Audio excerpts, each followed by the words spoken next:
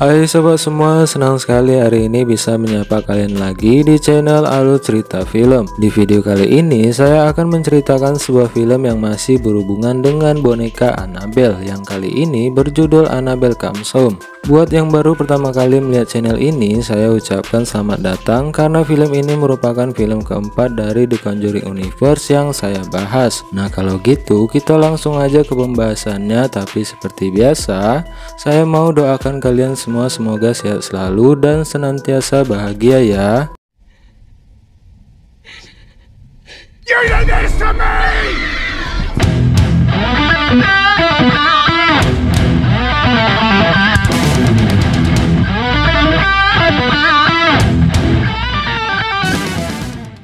Cerita di film ini dimulai pada tahun 1968, satu tahun setelah film Annabelle. Di sini kita akan bertemu dengan sepasang suami istri yang pekerjaannya selalu berkaitan dengan dunia gaib, yaitu Ed dan Lauren. Mereka berdua ini merupakan paranormal investigator dan ahli demologi yang sangat terkenal di Amerika. Banyak kasus gaib yang telah berhasil dipecahkan, walaupun banyak di antara kasus itu sangatlah sulit. Nah, salah satu kasus sulit itu adalah kasus yang dialami oleh dua orang perawat yang bernama Debbie dan juga Camilla. Kedua wanita ini sering mendapat gangguan gaib setelah menerima boneka dari ibunya. Bagi yang sudah menonton film Annabelle, di sana ada scene terakhir yang memperlihatkan ibu-ibu yang sedang membeli boneka di toko barang bekas, yang katanya ibu itu sedang mencari hadiah ulang tahun anaknya. Nah, ibu tersebut ternyata adalah ibunya Debbie dan juga Camilla. Ia tidak sadar telah memberikan boneka iblis pada anaknya, tapi untungnya jiwa mereka tidak sempat direnggut oleh iblis boneka itu. Ed dan Lauren memutuskan untuk membawa boneka itu ke rumahnya agar boneka itu tidak mengganggu manusia lagi. Singkat cerita, mereka pun membawa boneka itu dengan mobil sudah seperti keluarga yang ingin bertamasya. Saat di tengah perjalanan, mereka disuruh polisi untuk putar balik karena ada kecelakaan hebat di depan mereka. Mereka pun terpaksa mencari jalur lain, dan entah apa yang terjadi, mobil mereka tiba-tiba saja mogok. Mogoknya pun bukan di tempat yang terang, melainkan tempat yang berada di depan kuburan. Ed lalu mengecek mobil tersebut, sementara Lauren duduk manis di dalam mobil. Tak berselang lama, hantu yang ada di kuburan itu mulai muncul karena daya tarik yang begitu kuat dari si boneka Annabelle. Lauren pun di sini sempat panik, apalagi di saat Ed didorong oleh salah satu hantu ke jalan yang kebetulan ada sebuah truk yang tiba-tiba melintas.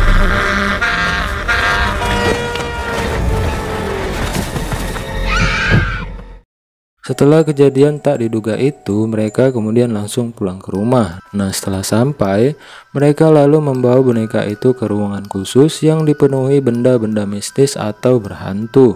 Jadi, setiap kali mereka selesai menuntaskan sebuah kasus, mereka selalu membawa benda-benda dari kasus itu.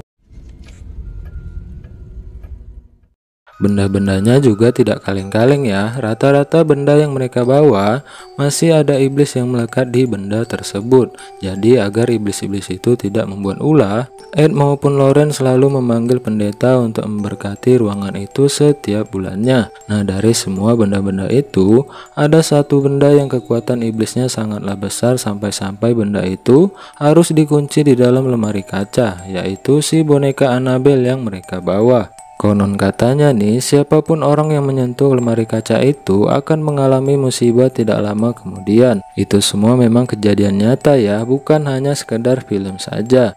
Nah, 1 tahun kemudian kita akan bertemu dengan anak perempuan Ed maupun Lauren yang sedang sarapan sambil menonton TV yang bernama Judy. Selain menonton TV, dia juga melihat berita orang tuanya di koran yang mengatakan kalau Ed dan juga Lauren itu adalah paranormal palsu. Ia sempat terlihat sedih nih setelah melihat berita tersebut, apalagi besok adalah hari ulang tahunnya dan seharusnya dia tidak bersedih-sedih. Setelah pamit dengan orang tuanya, ia lalu kemudian berangkat sekolah yang diantar oleh pengasuhnya yang bernama Mary Ellen. Mary ini diminta untuk menjaga Judy selama 1 hari, karena Ed dan Lauren akan pergi keluar kota untuk urusan pekerjaan. Nah, setelah berada di sekolah, Judy yang tengah duduk melihat seorang pria tua misterius yang terus melihatnya dari kejauhan. Setelah diketahui nih, pria tua tersebut adalah pemilik sekolah yang telah meninggal, namun arwahnya tidak mau pergi dari sana alias masih bergentayangan. Itu artinya, si Judy ini bisa melihat sosok hantu seperti ibunya dan itu sangatlah mengganggu dirinya, karena baru sekaranglah dia bisa melihat hantu. Setelah melihat penampakan itu, Judy kemudian mendapat gangguan lain, namun kali ini bukanlah dengan penampakan lagi, melainkan diganggu oleh teman-temannya yang salah satunya sangat dibenci Judy, yaitu Anthony. Di sini Anthony mengejek Judy dengan lelucon hantu atau membulinya karena pekerjaan orang tuanya. Setelah itu, mereka semua tidak mau datang ke pesta ulang tahunnya karena berita tentang orang tuanya di surat kabar tadi. Di sini Judy pun langsung bersedih, namun di saat yang sama Mary datang ke sana untuk mencoba menenangkannya. Mary lalu mengajaknya pulang untuk mempersiapkan ulang tahunnya dengan membuat kue.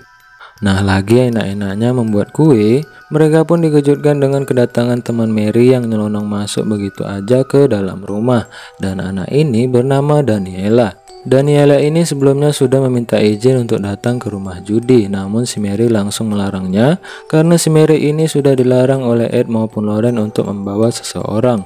Namun karena si Daniela ini mengancam Mary, dia pun akhirnya memberi izin. Ancamannya bukan yang aneh-aneh ya. Dia mengancam Mary dengan akan memberitahu perasaan Mary pada seorang pria yang memang dari dulu disukai oleh Mary, yaitu Bob, yang kebetulan bekerja sebagai kasir tempat Mary belanja. Adapun alasan Daniela datang ke rumah Judy lantaran dia ingin melihat benda-benda berhantu milik Ed dan juga Lauren. Dia berharap dengan menggunakan benda-benda itu, dia bisa bertemu dengan ayahnya yang telah meninggal. Nah, setelah masuk ke rumah itu, ia pun mulai menjelajah satu persatu tempat yang ada di sana. Hingga pada akhirnya, dia berhasil menemukan ruangan khusus benda-benda berhantu dan mulai menyentuh satu persatu barang yang ada di sana. Dia lalu menaruh foto dirinya bersama ayahnya, berharap ayahnya tiba-tiba muncul untuk berbicara dengannya.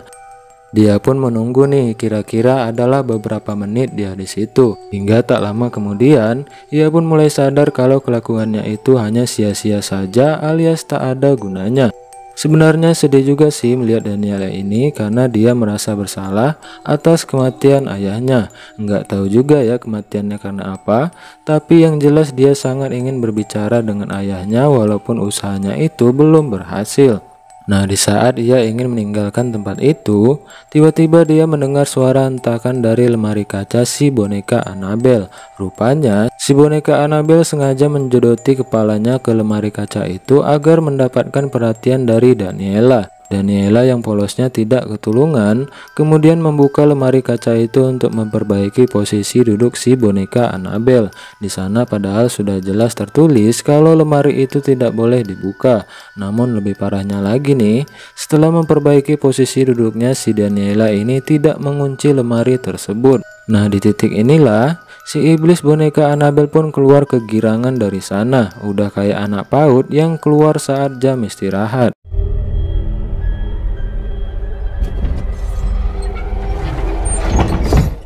Selanjutnya, suasana horor pun telah dimulai, di mana iblis yang melekat di boneka itu mulai mengganggu mereka dengan menyamar sebagai Annabelle, sosok anak kecil yang ada di film Annabelle Creation, dan dia juga menyamar sebagai ayahnya Daniela. Bagi yang belum tahu nih, iblis yang melekat di boneka itu kekuatannya sangat besar sekali dan dia mampu menyamar sebagai siapapun untuk menakuti korbannya. Nah, setelah menyamar sebagai Annabelle dan ayahnya Daniela, iblis itu kemudian melepaskan beberapa iblis lainnya dari ruangan itu. Ada iblis yang dijuluki Fairyman, lalu ada hantu gaun pengantin penyambut nyawa, kemudian kostum samurai berhantu, selanjutnya ada iblis kotak permainan bernama Filimeli, dan terakhir adalah Blacksa anjing neraka yang sangat mengerikan. Nantinya iblis itu akan muncul secara bergantian di sisa film ini, dan yang muncul pertama adalah si iblis wanita bergaun pengantin. Di sini dia mencoba menyerang Judy dengan menggunakan pisau, namun untungnya Judy langsung mengambil salibnya dan kemudian berkomat kamit membaca doa.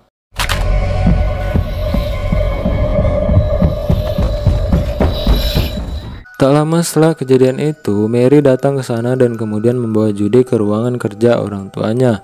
Di sana mereka melihat Daniela sudah memegang sebuah berkas, yang mana itu adalah berkas mengenai iblis yang saya sebutkan tadi, yaitu Ferryman. Selain Ferryman, mereka juga melihat berkas mengenai Blacksa, lalu baju pengantin penyambut nyawa, dan kemudian mengenai gelang yang katanya bisa menghubungkan seseorang dengan orang yang sudah meninggal. Daniela yang tangannya tak bisa diam kemudian memutar rekaman video yang membuat mereka bertiga cukup terkejut, yaitu video mengenai pengusiran iblis yang dilakukan Ed dan Lauren. I command you to obey me to the letter. Selanjutnya, malam pun sudah mulai tiba di sana dan kegabutan mulai melanda mereka. Untuk menghilangkan kegabutan itu, mereka kemudian memainkan permainan yang tadi saya bilang berhantu, yaitu permainan Vidi Mili. Nah, tak lama kemudian, mereka mendengar suara bel pintu dan Mary pun melihat siapa yang datang. Awalnya Mary sangat ketakutan karena tadi dia sempat melihat anak kecil misterius yang datang ke sana. Namun setelah dibuka, ia malah senyum-senyum karena yang datang ke sana adalah pria idamannya, yaitu Bob. Di sini mereka pun ngobrol-ngobrol gak jelas dan kebanyakan basa dan basinya. Nah, tak lama setelahnya, Bob pun pulang dari sana dan Sin pun pindah ke Judy yang sedang makan pizza sambil nonton TV. Lagi asiknya mengenyangkan perut, tiba-tiba Judy diganggu oleh kemunculan boneka Annabelle. Spontan Judy pun langsung panik, apalagi di saat yang sama lampu rumahnya tiba-tiba mati. Untungnya, lampu itu bukan kerjaan si boneka Annabelle melainkan kerjaan Mary dan juga Daniela. Mereka sengaja melakukan itu untuk memberikan surprise pada Judy. Selain Judy yang mendapat surprise, Mary juga mendapat surprise yang tidak diduga-duga, di mana Bob muncul di halaman depan sambil nyanyi-nyanyi untuk merayu si Mary. Nah, Mary pun langsung kelepek-kelepek nih setelah mendengar nyanyian itu. Dia kemudian turun ke bawah untuk menemui Bob. Namun tanpa diduga Bob malah diganggu oleh Blacksa hingga membuatnya harus ngumpet di dalam kandang ayam.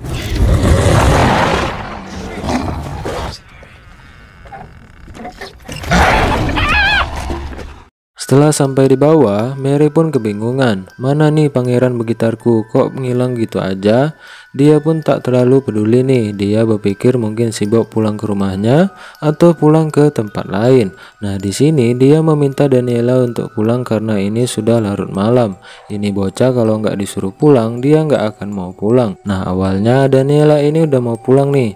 Tapi tiba-tiba saja dia teringat dengan bekas gelang penghubung orang yang sudah meninggal tadi. Dan tanpa pikir panjang, dia lalu menyelinap masuk ke rumah itu dan kemudian langsung pergi ke ruangan berhantu tadi. Dia memang berhasil mendapatkan gelang itu, bahkan dia berhasil bertemu dengan ayahnya. Namun itu bukanlah ayahnya melainkan iblis yang sedang menyamar, dan Daniela pun dibuat ketakutan setengah mati setelah melihat iblis tersebut. You did this to me! It's all your fault! Dia lalu pergi dari sana, namun sayangnya ruangan itu terkunci dengan sendirinya. Nah, di sini dia pun diganggu habis-habisan sampai-sampai dirinya meringkuk ketakutan dan menangis terisak-isak. Nah, setelah Daniela diganggu, sekarang giliran Mary yang diganggu di sana. Dia diganggu oleh iblis Ferryman yang wajahnya sangat menyeramkan, apalagi kedua matanya ditutupi dengan sebuah koin.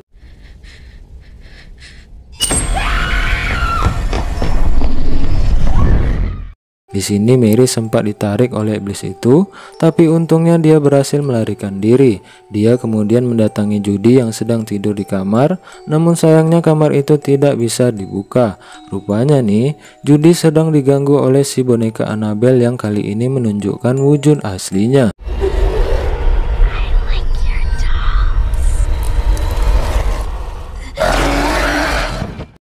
Untungnya, Judy langsung lari dari iblis itu dan kemudian menemui Mary yang berada di luar kamar. Layaknya orang yang ketakutan, mereka pun langsung berteriak dan kemudian lari ke arah dapur. Mary kemudian menghubungi Lauren tentang apa yang terjadi. Namun yang menjawab telepon itu adalah si iblis tadi yang telah meniru suaranya Lauren. Ia lalu menyuruh Mary untuk memberikan jiwanya Judy, atau jika tidak teror di rumah itu terus berlanjut. Mereka pun menjadi panik, apalagi di saat yang sama mereka mendengar suara aneh di ruangan berhantu. Mereka lalu pergi ke sana dan tanpa terkejutnya mereka setelah melihat Daniela yang ada di sana. Di sini Mary pun langsung nanya, "Apa yang kau lakukan di sini?" Si Daniela pun menjawab, "Aku cuma ingin bertemu dengan ayahku. Aku tahu ini semua adalah salahku. Aku telah menyentuh semua barang yang ada di sini. Dan aku juga sudah mengeluarkan si boneka Annabelle." Sontak Judy pun langsung panik karena dia tahu ini semua adalah ulah dari boneka itu atau iblis yang melekat di boneka itu. Di saat yang bersamaan, benda-benda di ruangan itu pada bergerak dengan sendirinya, dan di saat yang bersamaan pula Mary mengalami asma. Judy lalu mengambil obatnya yang berada di mobil, sementara Daniela mengalami nasib yang cukup mengerikan. Ia bertemu dengan iblis baju pengantin yang dengan ngerinya merasuki tubuhnya Daniela.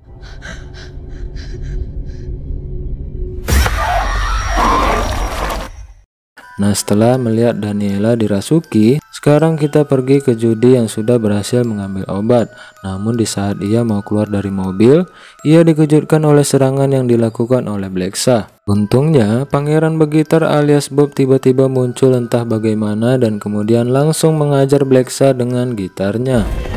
Judy, run!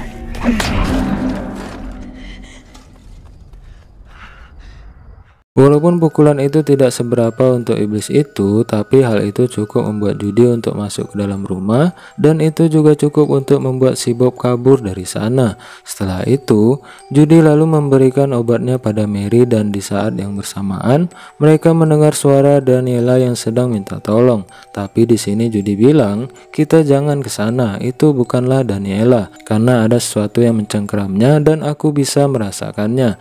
Dan satu-satunya cara untuk mengatasi semua masalah ini adalah dengan cara mencari si boneka Annabelle dan kemudian memasukkannya kembali ke tempat asalnya, yaitu lemari kaca." Namun mereka sempat bingung nih karena mau mencari boneka itu di mana. Nah, di sini mereka pun lagi-lagi mendapat keberuntungan. Mungkin kalian masih ingat kan pria tua misterius yang sempat menakuti Judy di sekolahnya? Nah, rupanya pria tua itu sangat baik karena dialah yang menuntun Judy ke tempat boneka Annabelle berada. Tapi sayangnya mereka tidak bisa langsung mengambil boneka itu begitu saja. Mary harus melewati ilusi orang mati yang kedua bola matanya ditutupi oleh koin sebelum akhirnya berhasil melemparkan boneka itu pada Judy.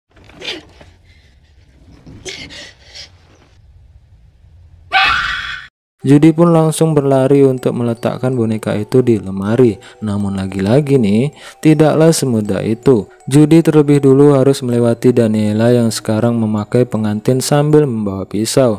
Daniela kemudian dengan ganasnya mencoba untuk menusuk Judy. Namun untungnya langsung dihalangi oleh Mary. Di sini keadaan sangat mencekam ya, di mana Daniela terus menjambak rambutnya Mary dan kemudian melemparnya ke sana kemari.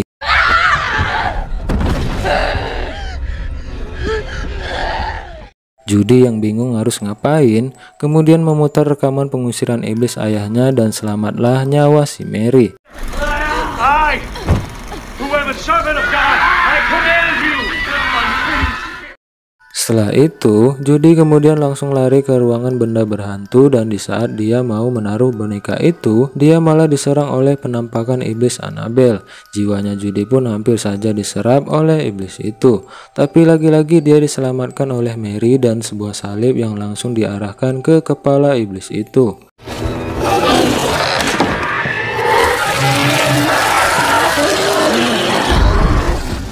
Keadaan di sini pun tambah mencekam di mana muncul sosok iblis lainnya yang sebelumnya sudah saya sebutkan tadi. Dengan tekanan yang begitu kuat dan mengerikan, mereka berdua terus mencoba mengunci lemari itu dan dibantu oleh Daniela yang sudah tersadar. Hingga pada akhirnya suara kunci pun berbunyi yang menandakan lemari itu telah dikunci.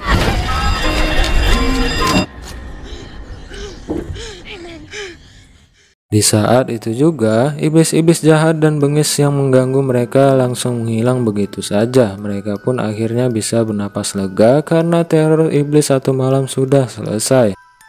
Nah, pada siang harinya, Mary, Daniela, dan juga Bob datang lagi ke rumah itu. Namun kali ini tidak mengganggu hantu, melainkan mereka menghadiri pesta ulang tahun Judy.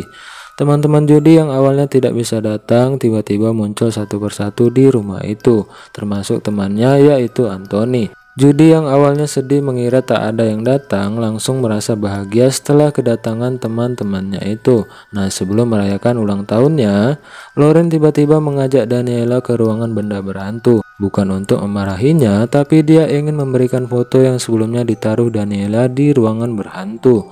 Lauren ternyata telah berbicara dengan ayahnya, dan ayahnya menyampaikan pesan pada Daniela. Dia bilang kalau dia merindukan anaknya dan berhentilah menyalahkan dirinya karena kematianku itu bukanlah kesalahanmu. Ternyata ayahnya itu meninggal karena kecelakaan mobil yang dikendarai oleh Daniela. Oleh sebab itulah makanya dia sangat merasa bersalah atas meninggalnya ayahnya itu. Scene kemudian ditutup dengan perayaan ulang tahun Judy serta kemunculan foto asli keluarga Warren yang mengenang wafatnya Lauren. Dan cerita kali ini telah selesai. Baiklah teman-teman, terima kasih sudah menonton sampai akhir. Jangan lupa bagikan video ini ke sahabat dekat kalian ya.